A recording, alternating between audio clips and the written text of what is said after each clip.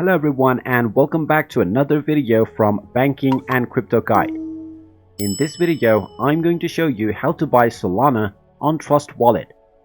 So let's get started right away. First of all, if you already have your account set up, then just go ahead and open up the Trust Wallet application. You will be asked to log in either using your PIN or your biometrics. So just go ahead and log in and you will end up on the dashboard. Now from the dashboard you can simply tap on the buy button and you can search for your desired crypto. Just go ahead and type in Solana and you will be able to find the Solana coin. Just tap on it and you will be taken to the buy screen. Now from the buy screen you can simply select your desired currency from the top right corner and type in how much you want to spend.